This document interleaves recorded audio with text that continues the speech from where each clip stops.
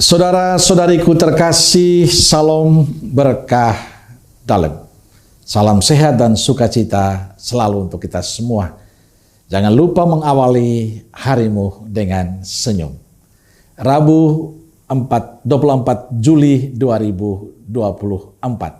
Kita awali permenungan kita dengan tanda kemenangan Kristus. Dalam nama Bapa dan Putra dan Roh Kudus. Amin.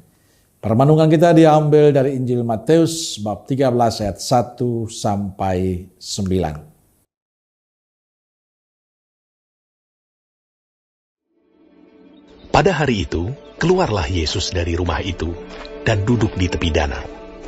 Maka datanglah orang banyak berbondong-bondong lalu mengerumuni dia, sehingga ia naik ke perahu dan duduk di situ, sedangkan orang banyak semuanya berdiri di pantai.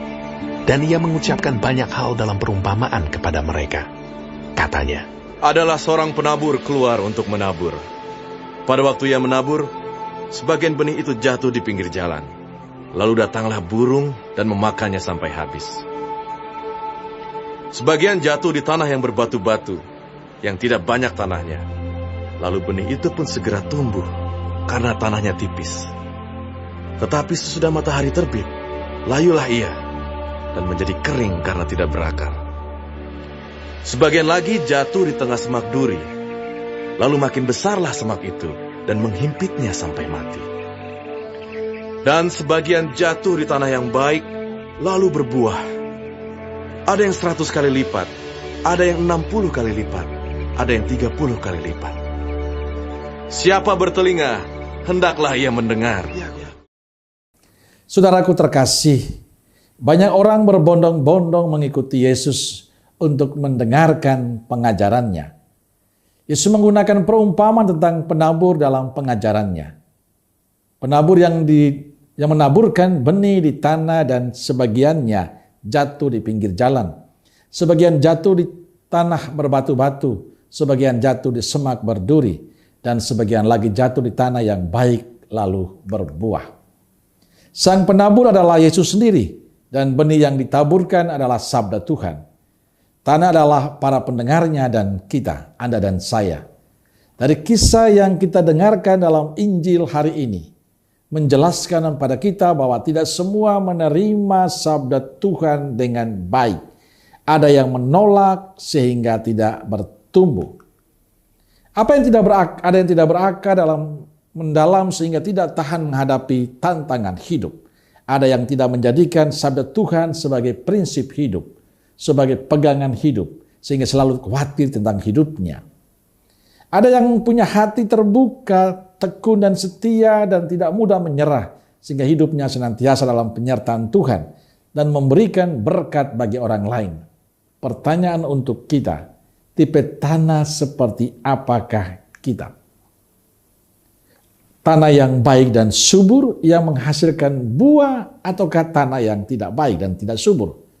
Kita bisa melihat dan mengoreksi diri kita masing-masing.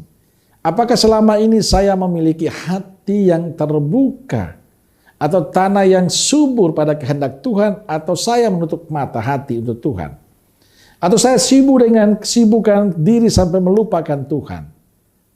Sebagai murid Yesus kita diingatkan agar kita tidak hanya menjadi Katolik lalu selesai, tapi menjadi Katolik yang memiliki hati yang terbuka pada sabda dan kebenaran Tuhan.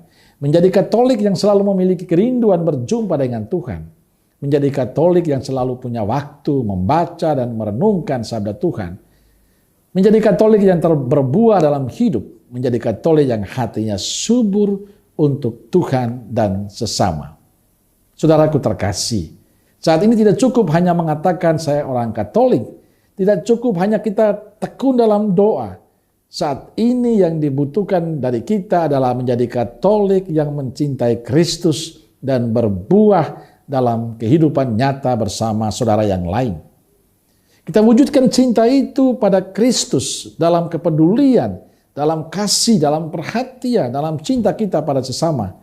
Kita harus menjadi tanah yang subur dan berbuah bagi kehidupan ini, bagi Tuhan dan sesama kita. Amin. Semoga Allah yang Maha Kasih memberkati saudaraku sekalian, Bapa, Putra, dan Roh Kudus. Amin. Roh Kudus Nazaret, doakanlah kami. Amin. Berkah dalam.